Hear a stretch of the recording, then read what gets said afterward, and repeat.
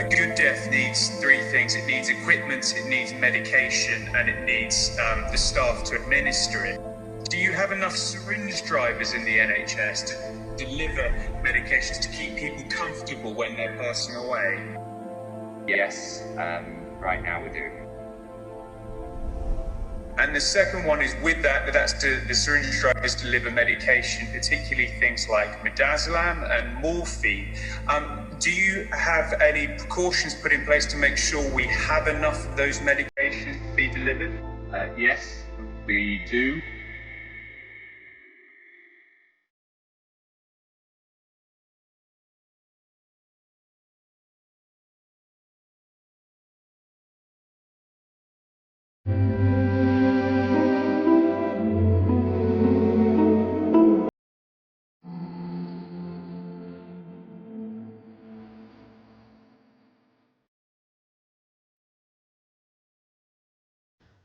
I realised something was wrong when I found out last year that my dad had a DNR put in place when he was in his care home. So I spoke to a whistleblower doctor.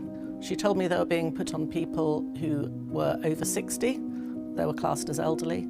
She told me they were being put on people with mental health issues, people with physical disabilities, even on children with autism. So I wrote an article which went viral. David Icke spotted it, invited me onto his podcast to talk about what he called the premeditated murder of the elderly in care homes and hospitals across the UK. Over the next few weeks, many people approached me with heartbreaking stories of how their relatives and loved ones had been killed in hospital. There were too many not to believe, so I decided to pitch it to the national newspapers. I contacted 28 editors and got no immediate response. After chasing a few times, a couple of them got back to me. But after much discussion, and even after they talked to some of the people that I'd spoken to, they decided not to run the story. They never explained why. These stories needed to be heard, and I realised they'd be better captured on film than on paper. In August 2021, Lee's dad went into hospital with suspected pneumonia. Can you tell me a bit about him and what he was like? Not only health-wise, but personality-wise? Oh, he was a beautiful person, an incredible soul, gave everything to everybody in his life, you know. Musician, you said? Yeah, great blues guitarist.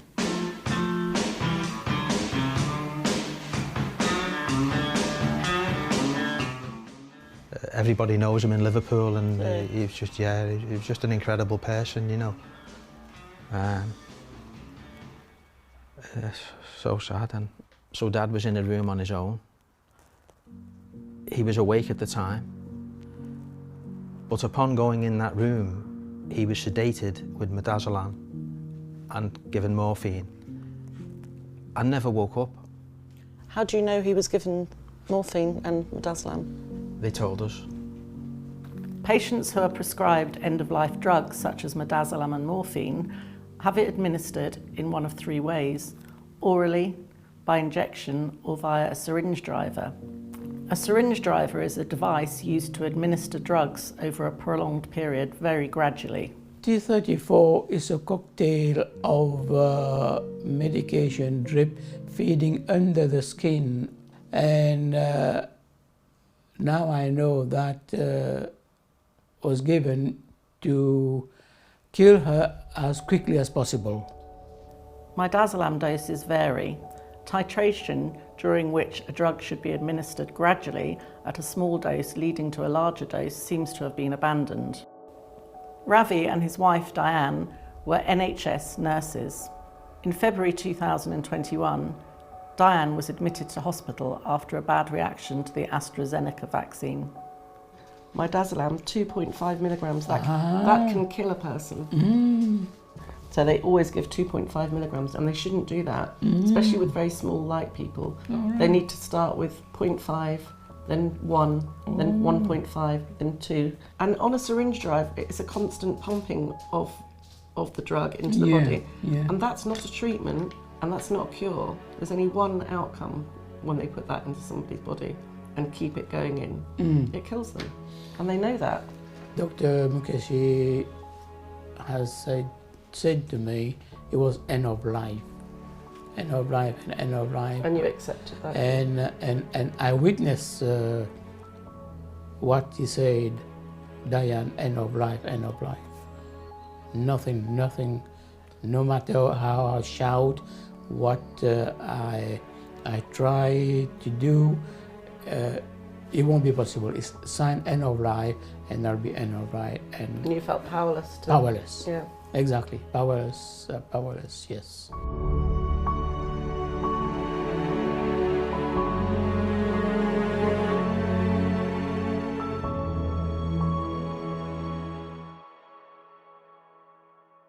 Mark's 60-year-old mum was taken to hospital in August 2021. She was complaining of headaches and breathing problems. A COVID test proved negative. So going back to when you called the ambulance, what happened when the ambulance arrived? The first responder turned up, so it was a paramedic in one of those, the ambulance cars. Mm-hmm. He came in, started giving mum oxygen. He just turned around and said, "This is COVID." And I was taken back by that, and I was like, I said, "Sorry, COVID?" And he said, "Yeah." It was really weird. He was kind of boastful about it, and so I just said, "You haven't even tested it yet." And he said, "No." He was certain. My mum said, "Leave the oxygen here. I'll be all right with that." He turned around and said, "I can't." He said, and she said, "Well, I won't go to hospital." He said, "Well, I can't leave the oxygen." He said, "I have to go. If you don't want to come to hospital, I have to go." And he just said, "You'll die." The ambulance turned up, and they said, "We're going to take you to the hospital." And mum was like, "No, I don't want to go to hospital." And then the woman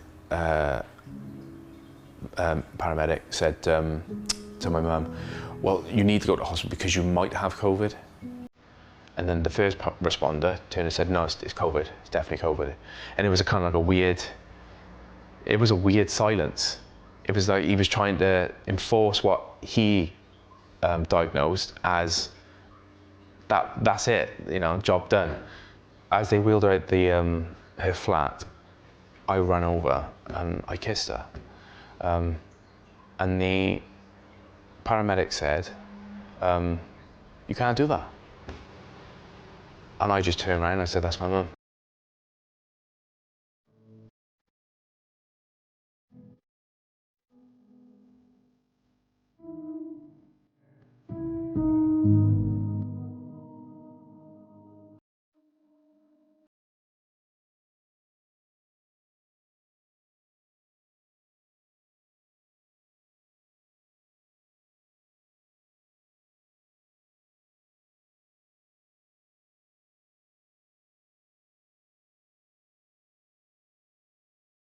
Nicola's 59-year-old dad, Martin, was admitted into hospital in May 2020 with suspected COVID. Hi, how are you? Lovely to meet you.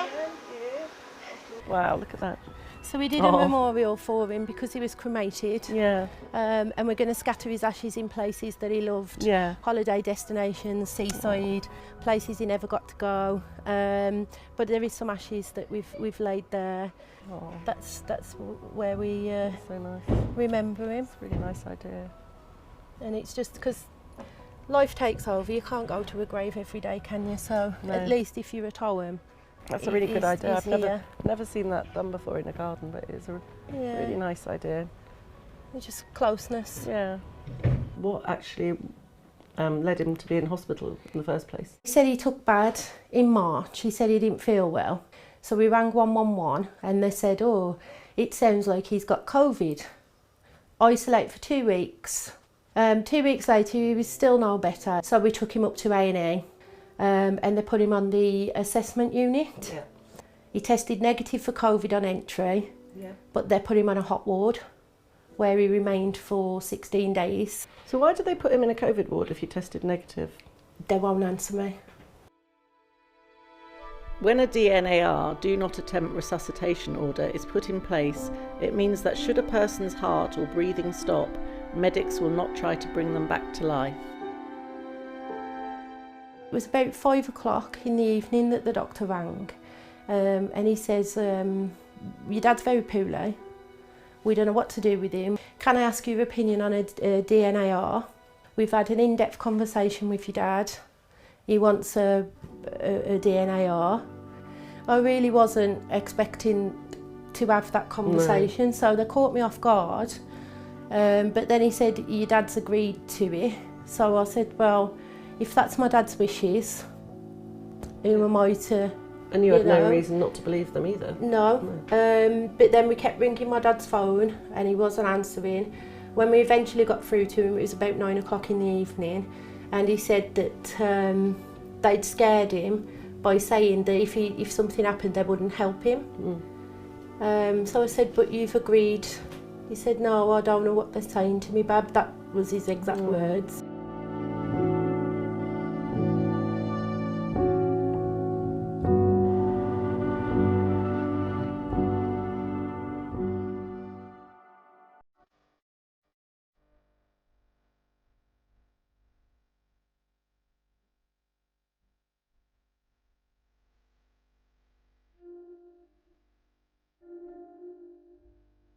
Just before Christmas 2020, Michelle's mum and Barry's wife Christine was taken to hospital with breathing difficulties.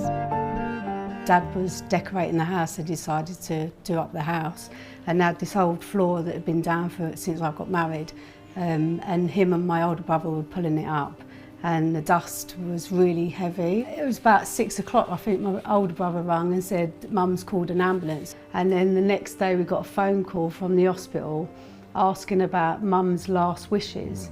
I'm like, what do you mean her last wishes? Like DNR? And I was like, I don't get what you're going on about. Or would she like to be resuscitated? I said, absolutely. My mum's always said, if I've got cancer, then it might be a different thing.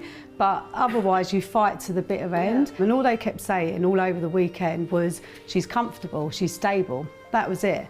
We went up there, we sat in this room, and he started telling us that, Mum's this, blah, there's not much more we can do for her, and we advise you to turn off the machine. And I was like, what? And he said... So turn off the ventilator? Yeah, turn the machine off, that's it, yeah, finish. And he said that we'd put something in her stomach and that, and I said, but you're like putting her down like a dog.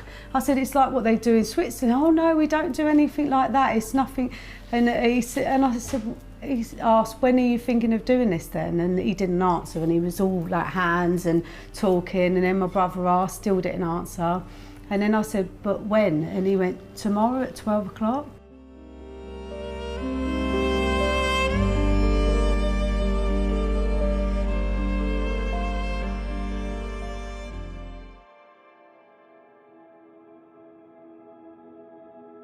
Stuart is a new caller from Norfolk. Welcome, Stuart. Good afternoon, Majid. Stuart, what's the difference? Because we here weren't sure if there is a difference between assisted dying and euthanasia. Yes, there is. Elaborate, please. Okay. Euthanasia is what the doctors like to call good death, which can be a decision taken by a doctor without your consent. What currently happens over here is involuntary euthanasia. That means the patient themselves is not involved with the decision-making, or even if they resist and they're against it, the doctor will still continue to make that decision. If you want to have voluntary euthanasia, that's really the difference. So you're saying voluntary euthanasia is assisted dying? Yes. And euthanasia is... Where can that happen without the patient's consent, though? It's happening all over the country every single day of the year. Where? We've had the Liverpool Care Pathway from 1994 to 2004 named as the Liverpool Care Pathway. And I'm going to shock you because I'm going to tell you that it carries on without the acronym of LCP, and up to 457 people per day in the UK are euthanized by doctors in our hospitals, in care homes, without the consent of patients, or with family members who are beneficiaries to the outcome. That's true. I don't want to cut you off because that's not right. Stuart Wilkie lost both his parents in December 2019. He says they were killed in 2 separate care homes 6 days apart. Your story, Stuart, starts when your dad first went into hospital. He went into hospital with a stroke, but immediately at the hospital I noticed things that I had a little bit of background knowledge about, and they said things like, we want a DNAR on him immediately, and I said no. That's a do not resuscitate. Do not attempt resuscitation. Yeah. One of the doctors, who was the head of the gerontology department, who said, look, he's had a big stroke here. I think we could just let him go and he won't be able to recognise you very shortly. And this was within like 24 hours of the stroke. There was no attempt at allowing him to rehabilitate. And they said if you wanted us to, we could withhold fluids from him and then he would just slip away. And I fortunately had the knowledge that there was a Liverpool care pathway. I'd been told it had stopped, but in 2014, but I knew it hadn't. They told me he wouldn't be able to walk, he would never be able to talk, and very, very shortly he would not be able to recognise me. I said he's got his brother my brother in America, his son, and I know he wants to get back over there, and he's also been looking after his grandson. I knew he'd been skiing till the age of 80. He was a very fit octogenarian. And this one doctor, but in charge of the whole gerontology ward, old persons ward, had basically put a diktat, a fatwa on him that was to stop giving him fluids, stop giving him food. They then put him in an isolation room, which is another trend you have to be very careful of, with no heating in November, right? And we're then going into December and they're trying to make out, oh, they've got a problem with it. No, they'd had a problem with it before because I knew that room.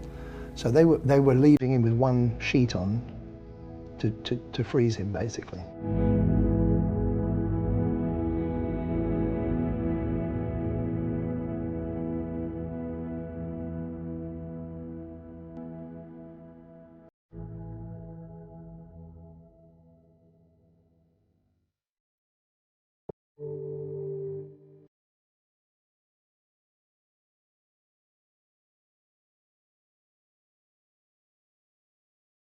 How long do you think it's been going on? I have to dispel a little myth. Everybody said that it was abolished and finished. It hasn't stopped. Basically, it'd been exposed, the public had found out about it, and the one thing that was supposed to be corrected was the shared decision making. Yeah. And this is a problem because the doctors and the nurses have no concept of the word or the phrase informed consent. It's their job to inform the relatives, which they're not doing. And they don't obtain consent themselves. They have to obtain that from the patient or from the patient's relative who has power of attorney. And they're not doing that either. So what they are doing is involuntary euthanasia. That is legal, and the courts are failing to prosecute. The law's already there, the 1961 Murder Act. It starts off with the do not attempt resuscitation form. You're immediately told we would never resuscitate this person. And because of their age, usually. Yes, the absolutely ageism going on here. If you're ever asked to do a DNAR, my advice would be never, ever sign a DNAR, right? Because it's misused and abused. But they can be overridden now, whether the patient or the family want one or not. It can be overridden by a consultant now. Right, but that's also unlawful but because of informed consent and what the ethics of the GMC say, that they have to require shared decision making and consent. They actually dropped off the word informed consent, but that was their part anyway. But no doctor can obtain consent without giving the full information first. And that includes all the side effects of a treatment, any negative aspects, the positive aspects obviously, is to give a balanced view, but he has to make you fully aware of what's involved in taking this decision. But this is the fundamental problem. Doctors cannot give consent. They have to obtain consent from the patient or somebody with power of attorney, and that's not happening at all across the board in every hospital every day. You've got a DNAR, you've then got a DOLS, a deprivation of liberty. Doctors, hospitals then think they have got total power to kill that person thereafter, and that the family member has then lost all rights to their relative. They tried to make out that it's a way of a mercy killing, or what they call a good death, which is even a mistranslation from what it really is, which is an easy death. It has nothing whatsoever to do with the condition of the patient at that time. I have spoken to consultant palliative experts who said fundamentally that's wrong. You can't predict death, natural death. And euthanatos comes from a Greek word, right? Sorry, euthanatos is the Greek word, which it does not mean good death, it means easy death. And you can go back to the 2nd century in Suetonius. The first description known is of August Caesar, the emperor, dying, and Suetonius described it as he was blessed with an easy death because he died naturally at the age of 75. And use the word euthanatos for that. Yes, and it's been bastardized ever since and taken over by eugenicists who want to use that word as a cover-up for execution. And that could be of people with Down syndrome, with autism, or just purely age, and that's what it's become. You are branded with this, they've got the paperwork, the DNAR and the Dole's assessment put on you, and the next step is they predict your death by giving you anticipatory drugs. The key's in the name, anticipatory. And do you know what drugs they deliver? It's the standard pack is morphine, midazolam, haloperidol, and hyoscine. Right? The morphine is a heavy painkiller, it will knock you out as well. Midazolam, which is now becoming very prevalent, which is a sedative only, has no effects on pain, but is being overdosed to kill people. The haloperidol has an antiemetic because it makes you nauseous, having the other two, so there's that effect. And then they have hyoscine, which is to stop you having death rattle because of the secretions. And they give them together as a lethal injection. In May 2020, the Pharmaceutical Journal reported that a 2-year supply of midazolam had been ordered by the UK government from a factory in France. Devon-based manufacturer Accord said that stock ordered by the Department of Health and Social Care in March 2020 had already run out and that they required a further supply. According to the article, the DHSC said the request for extra stock was part of national efforts to respond to the coronavirus outbreak. On the 11th of May 2020, Accord said that the MHRA asked them to make and sell a further 22,000 packs to the NHS. By October 2020, supplies had run out again.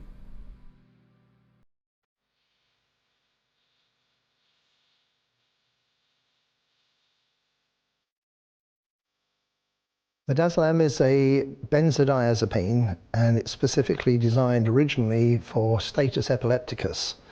So to prevent somebody who is having while somebody is having a large epileptic seizure, it's to calm their body down and to stop all the involuntary movements.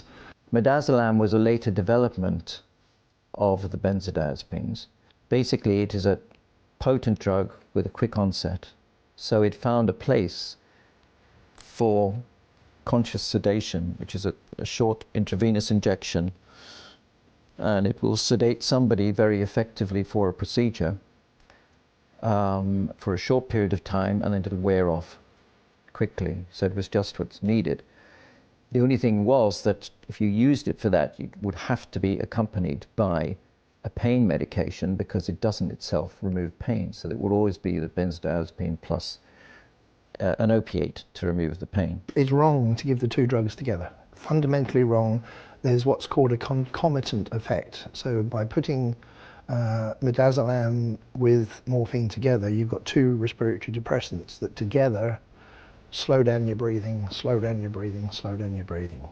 And they know what they're doing when they give that drug. There was a gentleman killed in 2014 with 10 milligrams of midazolam. And the worst thing is I've also found out NHS paperwork that shows you that the protocol now during the pandemic is that they're giving breathless patients up to 30 milligrams of morphine and 60 milligrams of midazolam, which is enough to kill anybody. I heard like the sweeping sort of what was happening with the first wave in terms of midazolam and the health and the elderly, taken out from the hospitals, put into care homes, and the drug was used. Yeah. So when you saw midazolam, how did you... My heart sank. Did you see it on her chart, or how did you realise? No, he told me. He told you, yeah. And he said it was, we're going to start your mum off on 2.5 and 2.5. And I said, right. And he said, and that's going to be over 24 hours. The respiratory depressant effect starts in micrograms, at 0.15, so not even 1 milligram. A fraction of that, a seventh of that approximately, of 1 gram is enough to knock some people out the respiratory depressant effect in healthy people starts at that level. So you're going to have less oxygen to breathe. We found out that he was 3 days before he died, he was on the midazolam, he was on morphine. At the time when he died, they said that they hadn't had time to medicate him, but they'd actually given him levomethazole, morphine and midazolam. It's actually prescribed to give this medication. And this is, first of all, it is not evidence-based medicine. It's not medicine at all, really. If you start giving things that you know cause side effects, and then they actually do cause those side effects, that is, you've gone out of medicine. They said that they were going to give her midazolam and amoxicillin, and it was to enhance her lungs, and they were going to give it as a driver into her leg. We were talking about Mum's driver, and she said, I'm here to check on your mum. Obviously, she said her levels have dropped a bit, and we're going to increase her dose an extra 15 and 15. Of the diamorphine and the midazolam? Morphine and midazolam. Yeah. And I was like, right, so she's on 70 and a half. She said no, she'll be on 20 and 20. So straight away I thought, well, the doctor I spoke to on the Wednesday evening who implemented the driver told me that she started on 2.5, 2.5. So either he lied and she was straight away on 5 and 5, or within that period that he told me and the call that I received from her, there was an extra 2.5 administered on both. And they said 20 milligrams, did you say? On both. 20 and 20? Yeah, so... that is a massive dose. Well, that's the thing. So the call ended, and I was stood there, and I was just panicking. I was panicking, and my wife was like, "What's wrong?" And I said, "That's 20 and 20." I said, "These are dangerous levels now," and she didn't say. They were obviously just again justifying it for Mum's anxiety. And every time we touched the driver that was on the end of the bed, because it was padlocked up as well, like it was in a box locked up, so like, why is it all locked up? And I swear to God, every time we looked at it, one of us, me, my brother, him, someone would come in and write down on their glove, and I said, why do you keep writing? Oh, we're just checking what's left in it. When they first gave it, they gave her 5 milligrams of amoxicillin and midazolam together in this driver. 5 milligrams of each? Of each, yeah. That's a big dose. And by the time she died, it went up to 7.1 or something, weren't it? They upped a thing, and apparently at 5 o'clock in the morning, they gave her more. But what happened was they hid it from us. You know, they hid what was going on, really. Were you able to speak to any doctors? The consultant would come in from time to time, and the nurses would just say, you know, I said, you know, what's in the driver? She said, it's morphine and midazolam. I said, right. She said, what it's for? She said, it's to help his respiratory system take the oxygen in. And I knew that midazolam inhibits that. That's right. But the nurses just didn't. They just didn't want to know, really. It was like as if they were going through some sort of protocol. Yeah. Everything was matter of fact. And even the consultant said to us, it comes from above. What we do in here is all protocol. So my head's racing, and I was like, no, I have to say something. So I'd gone upstairs. I was in my study, and I made the call back to the ward because I had a direct number to Mum's ward. And I spoke to that doctor from the symptoms team. And I just said, look, I've got to talk to you. I said, you give him 20 and 20. This is and I did tell her, I said, this is a respiratory suppressor. I said, I know this. Isn't this dangerous? And she turned around and she said, no, it's perfectly fine. She's being monitored. And that it won't, you know, it won't have any impact in Mum's sort of, you know, lifespan or anything like that. There's what's called a paradoxical effect. And that means the drug itself can induce the symptoms that they then use to claim that you're end of life. So what do the doctors do when they see those symptoms? They give you more of the same drug. They're actually exacerbating a condition. We go back to this iatrogenic cause, physician-caused death. I don't think many nurses know properly what a paradoxical effect is. I think a lot of doctors don't know what the paradoxical effect is. And it's a very harsh thing to get your head around, that you are trying to open your mouth to get air, but because they've given you drugs, you can't get it. And these people, our relatives, have had to watch somebody come in and give these injections. This is torture. And I called about 5:30, around about 5:30, from that same doctor saying, "Mum's deteriorated, I think you need to come in." So, kind of went from the Thursday morning to the Thursday afternoon, which is a total like 180. And I was just shocked. I was just like, and then I'm thinking, hang on, if they've upped the dose at 2, and now I'm getting calls like 2.5 hours later saying she's now deteriorated, I was like, what's going on? And when they said she deteriorated, this was after they'd given her the 20 milligrams, after they upped both. 20 of morphine. Exactly. And did you make a correlation between that? Straight away, thinking, hang on, if I, what's going on?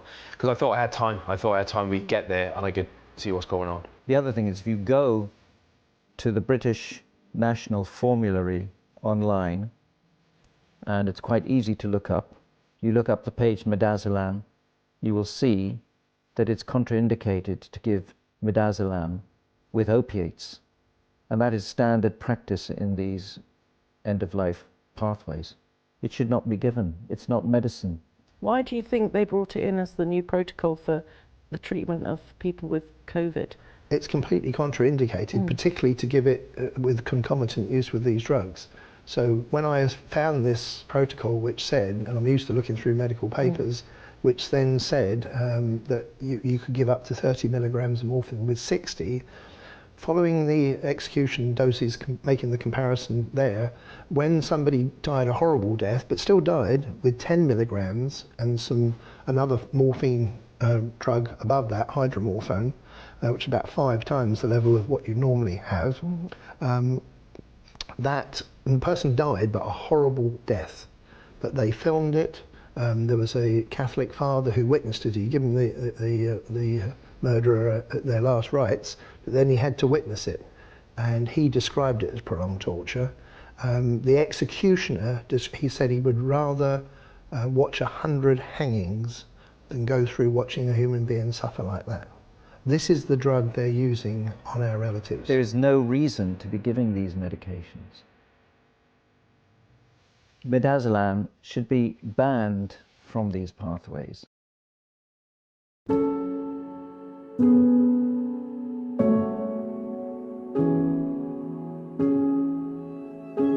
If you keep somebody fully hydrated, they will be much more able to drink normally. Once you bring somebody down, it's like they're trying to take you down the frailty scale. They're making you more and more susceptible to problems. If you're dehydrated, your voice becomes very, very dry, and your overall body health, everything's supposed to be healing.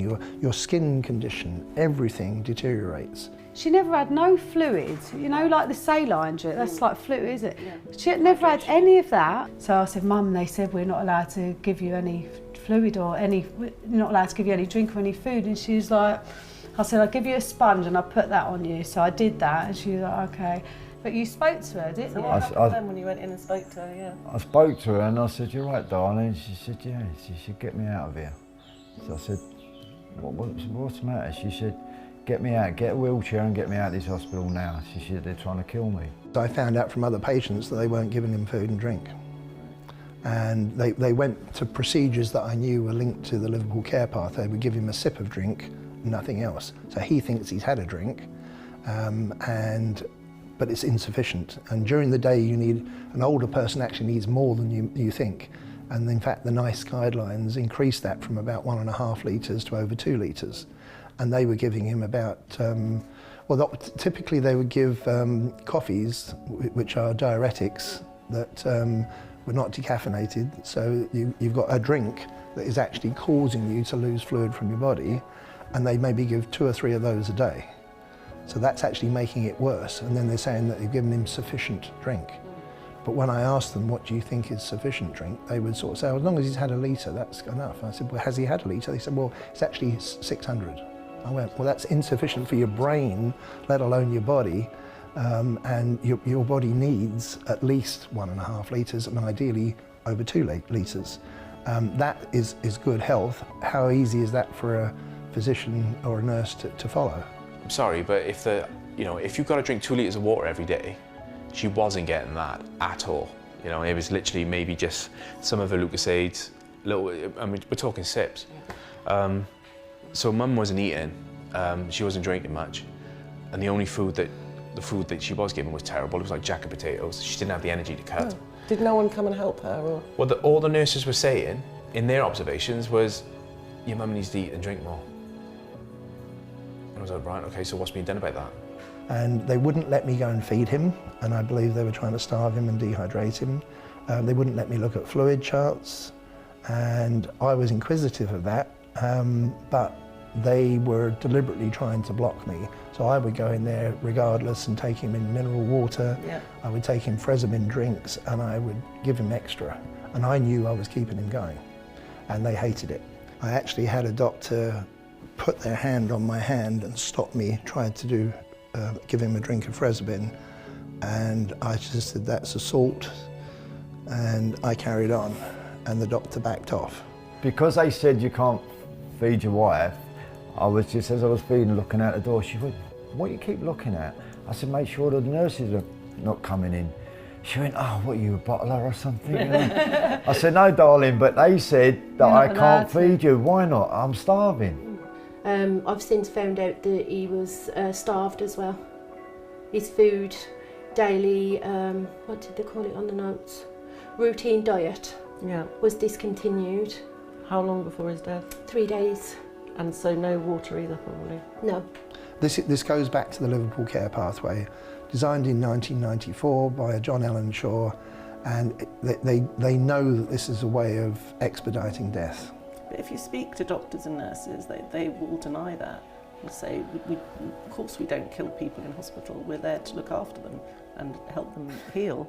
That's what they say. I've come to the conclusion over this whole process that there are 5% of doctors, about 1 in 20, who are, I would say, not only intelligent, very good doctors, but they've got empathy and they will actually properly talk to the family.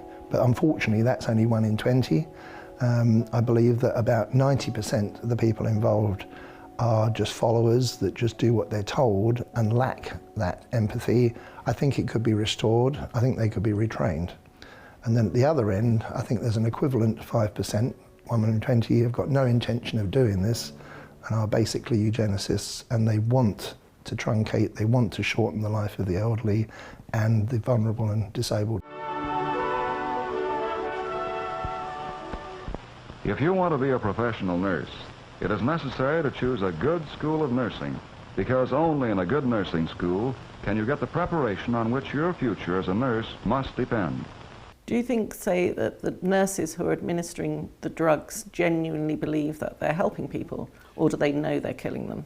I think there's a mixture. Some of them are knowingly doing this. Other ones are told that it's things like mercy killing, or that you just follow orders. They don't use that phrase anymore, do they? Mercy killing. It used to be used, though. It has come up in conversations. The other ones, again, how can you go to work, give a drug to somebody you know kills them, and then go to work the next day and do the same thing? You've got to learn from what you've just done. You have to be responsible as an individual for what you are actually doing. If you administer a drug just because somebody's told you, wearing a white coat, we're back to we're into the Milgram. Yeah. A decade earlier, psychologist Stanley Milgram had also looked at how we respond to authority. In order to understand how people were induced to obey unjust regimes and participate in atrocities such as the Holocaust, he set up an experiment. Volunteers were told they were taking part in scientific research to improve memory. Would you open those and tell me which of you is which, please? Teacher. Where? Teacher. Separated by a screen, the teacher would ask the learner questions in a word game and administer an electric shock when the answer was incorrect. He was told to increase the voltage with each wrong answer. 2/3 of volunteers were prepared to administer a potentially fatal electric shock when encouraged to do so by what they perceived as a legitimate authority figure. In this case, a man in a white coat. 375 volts. I think something's happened to that fellow in there. I don't get no answer. He was hollering for less voltage. Can't you check in and see if he's all right, please? Milgram's findings horrified America. They showed that decent American citizens were as capable of committing acts against their conscience as the Germans had been under the Nazis.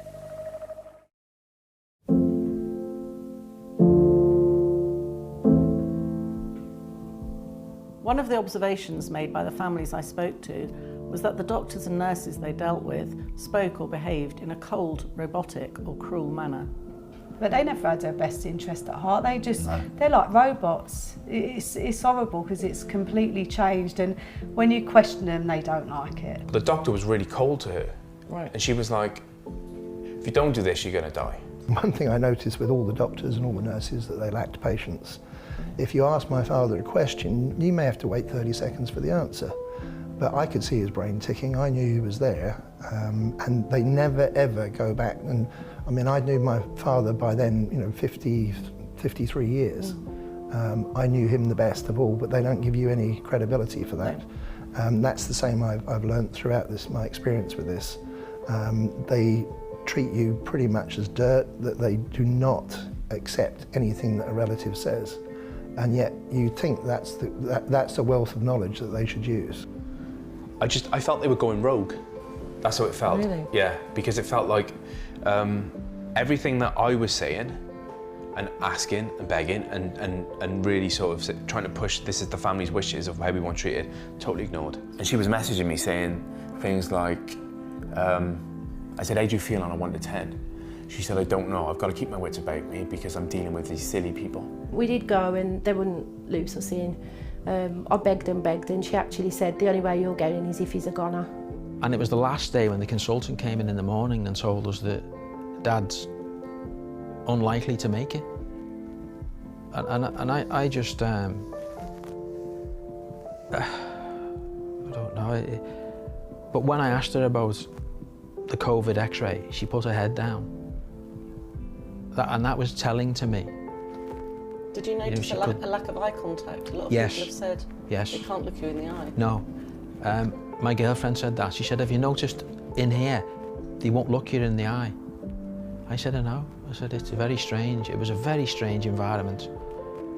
And he couldn't even look at us. In the little room we were in, there weren't even chairs. We were all stood up like this. So it was like a stock room with empty machines and things in, and he went to a computer and he was like this, and he said, oh, we've been ringing this number. I said, that was my dad's number about 10 years ago. And that was 5 hours later, that was 8 o'clock. And we went, we said, can we see him? And they let us, and he was still on a COVID ward. And he'd been there for 5 hours dead. I said, look, I'm going to call the doctor in. And then when she passed, and then all of a sudden, as I opened the door, the nurse looked, what's all these people doing? I said, excuse me, my wife just passed away. I just want to know, she said, why is all these people round the bed? There's my daughter, my son, and me. Never mind who's round the bed. Dead. My wife just passed away. Get a doctor in here. He had this flatline. She said, okay. Walked off. I thought, afterwards, when he had time to think about it, all you were concerned about is the people round the bed. Not like I've just told you my wife flatlined, get a doctor in. Wasn't concerned about it because they already knew.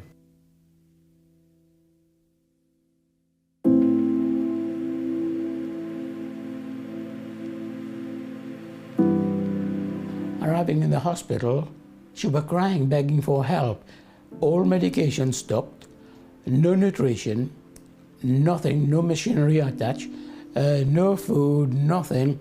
Her mouth was open, gasping for air, oxygen, and they didn't even give her oxygen, nothing.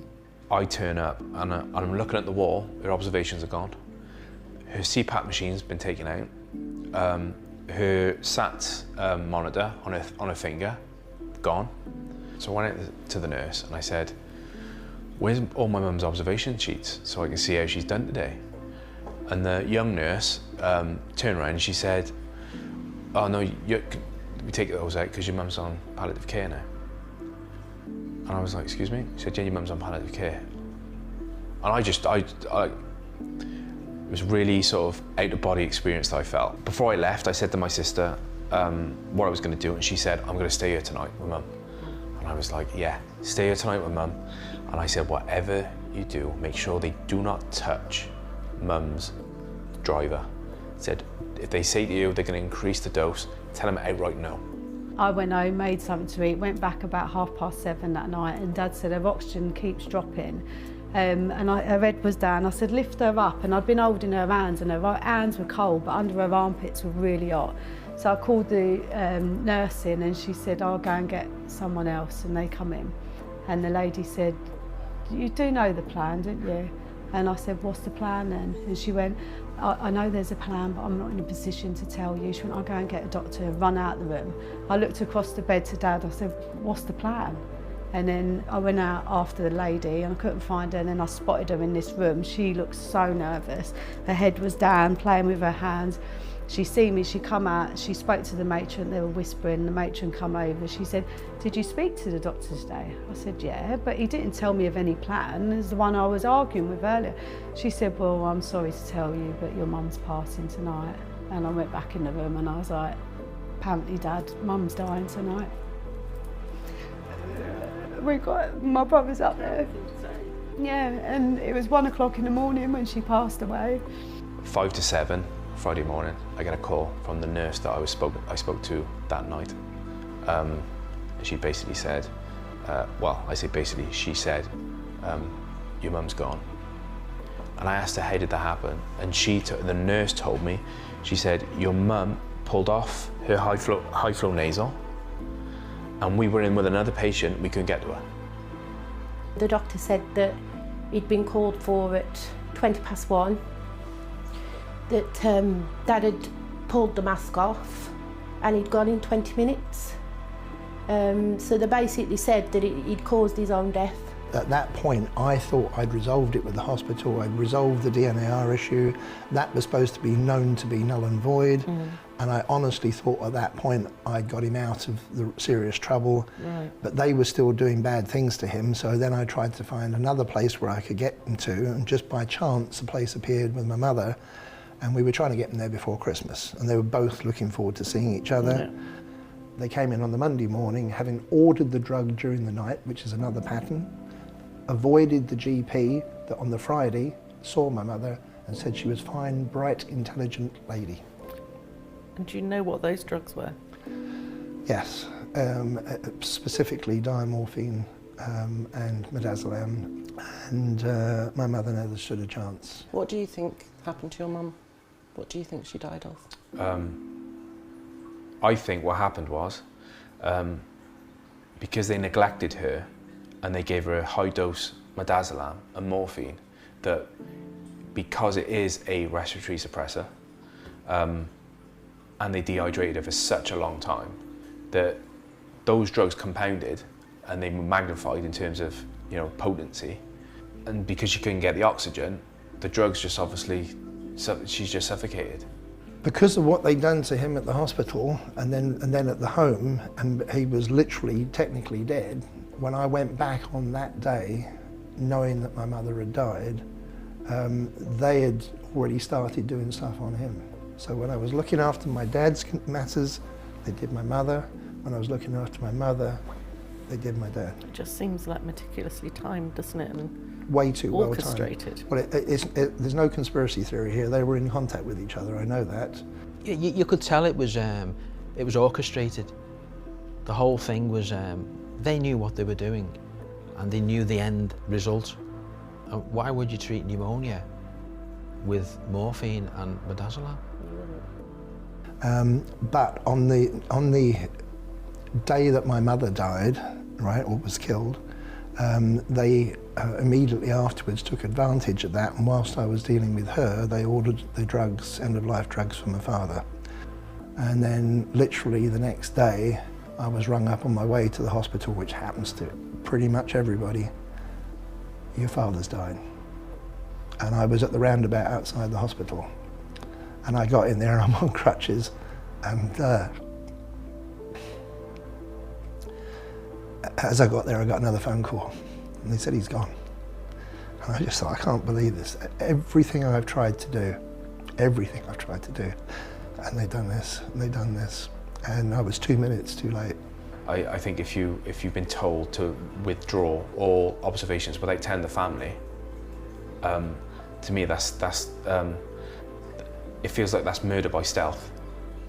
When you tell other people this, they don't believe you though. Why do you think that is? Because it's the NHS. They're supposed to save people. If you make the comparison to the executions that take an hour, maybe 2 hours to die, they say this is prolonged torture.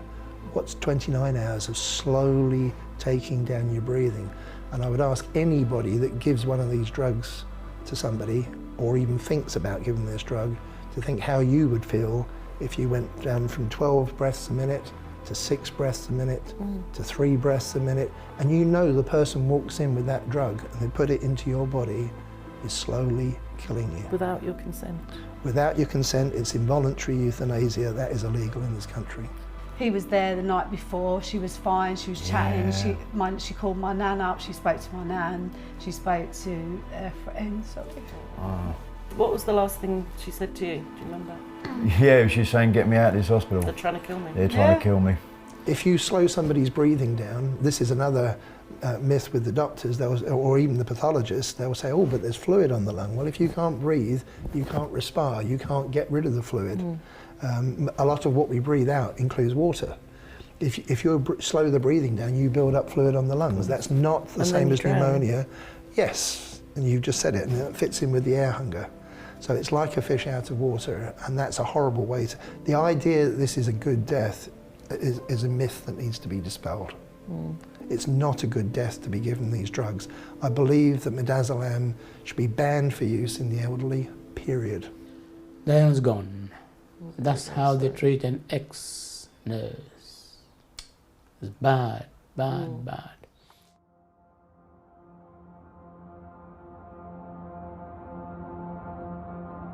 What was put on her death certificate?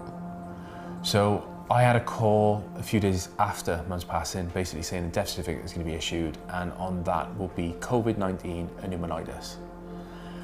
I immediately pushed back on that, and I explained, and I said, hang on a minute. I said, how have you come to that conclusion? And she said, based off all the doctor's notes, and obviously, and that's what the examiner's reviewed, and he agrees. And I said, yeah, but what about what I said? And they said, we haven't got anything you said. What does it say on his death certificate that he died of? COVID-19 pneumonia. And what do you think he died of? Demodazola. He was killed? Yeah. What do you think happened to your dad? What, do you think he was deliberately killed? I think he was, yeah. I really do. Why would they do that? To get the numbers up. I'm pretty sure the hospital get paid. Is he put down as a COVID death? COVID pneumonia. And what I have noticed, and I'll show you, is the word COVID is in capitals and the word pneumonia is in lowercase. And if anyone understands letters and language in numerology, you'll understand what that means. What does it mean? It means that pneumonia is the secondary and COVID is the main cause of death. So he's down as a COVID death, so it has pushed the numbers up. Yeah. The mainstream media is not addressing this issue, and they need to. Why do you think that is?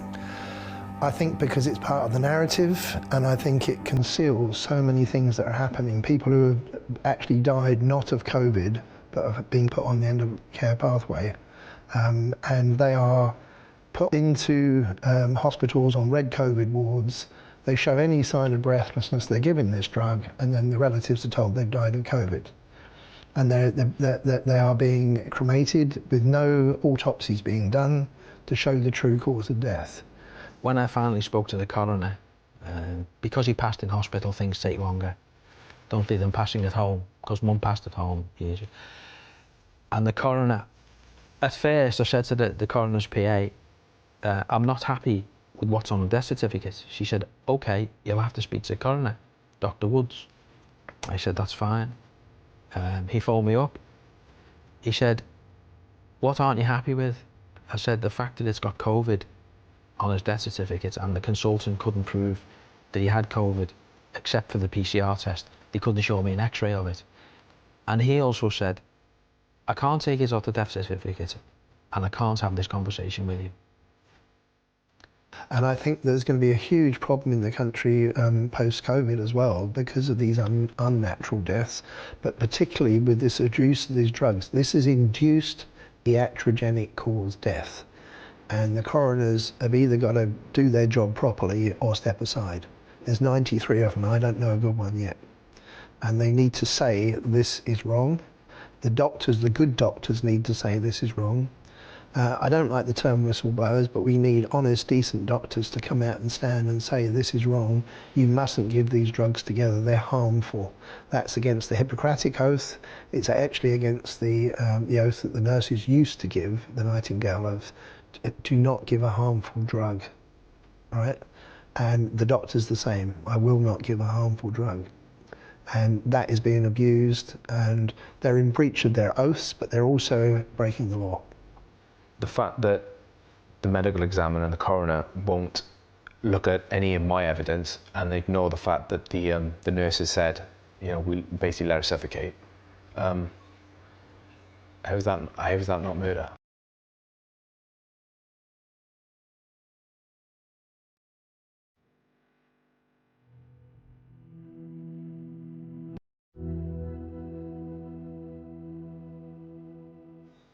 It's all come down with money, and it's just money, just to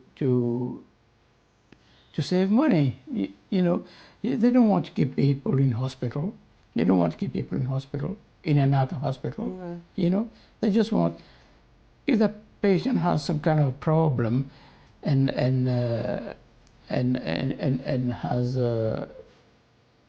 reached the age of a high age, you know, they think better get rid of that patient.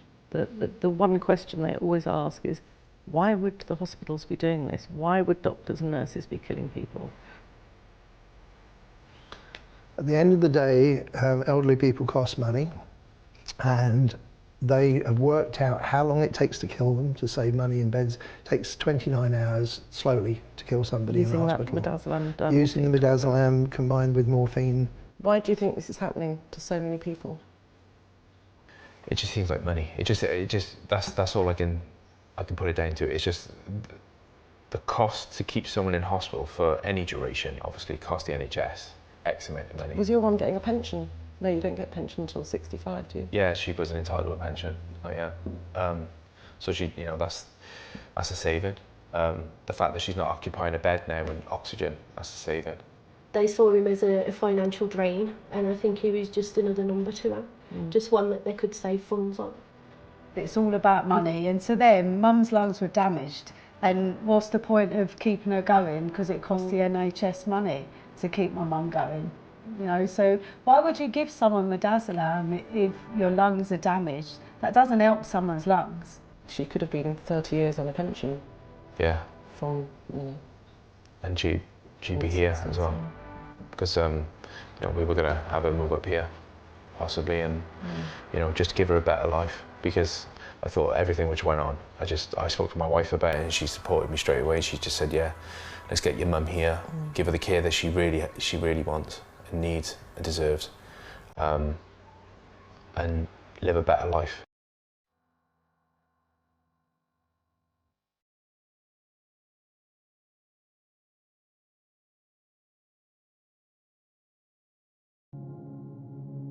The end of life is really the most crucial time in your life.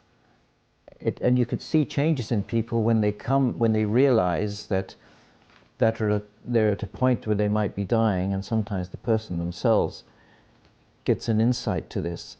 It triggers them to start looking back over their lives, what they've done well, what they haven't done well. And many people at that point ask to see a priest. And they want to confess and get rid of what's weighing on their consciences. But to do that, you have to think very clearly. You have to be able to look back on your life and see what you've done and what you haven't done. You have to be able to mentally be able to forgive people that maybe you haven't forgiven before. And then this all culminates in the last few days. And then you can die peacefully and knowing that you've set everything right. Quite different from that is somebody who's put on a cocktail of medications. There was not a life in her. No. Normally she'd sit there and her arms would flop or she'd move red and I'm like, "You're off your face, Mum," and she'd just nod, yeah. This day, nothing. I noticed her mouth was all dry, so I used to get a little sponge, a stick, put it in water. And if I see the wife chewing, like biting on it, I know she was okay, she's with me, you know, like nothing. And so I'm wetting her lips with this sponge and I thought, well, I don't want to give her too much, go down, I start choking. There was no life. I think that is one of the worst things about this medication. It is given at a time that it is most crucial spiritually in our existence. It's just the modern world which minimizes death, but death is really where we're all going. And it's the culmination of life. Now, some people want to sort of draw a screen over it and say, let's not worry what's the other side of that. But if you have faith, you know what's on the other side, and you know you've got to prepare for it.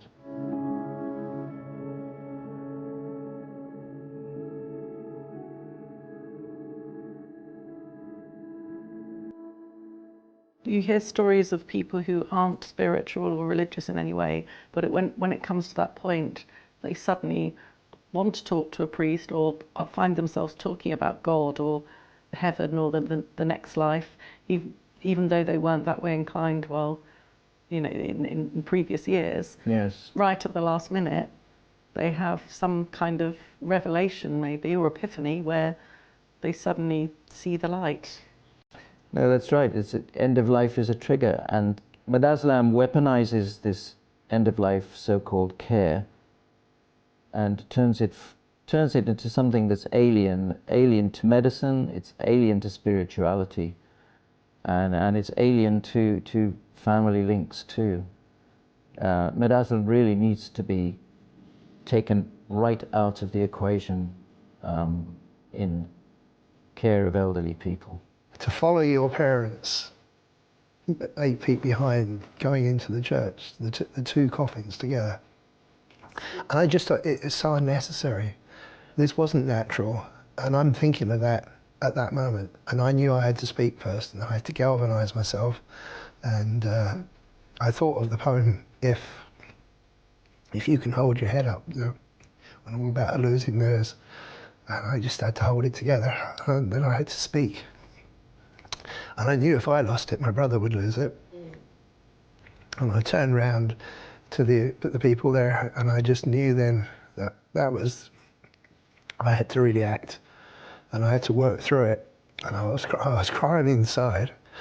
It's the needlessness about it. It's the avoidable deaths. They're not natural deaths. It's not a normal passing.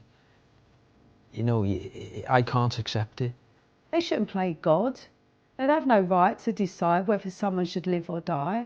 You know, if you die, you die. You don't die because someone's helped you along. You know, isn't that murder?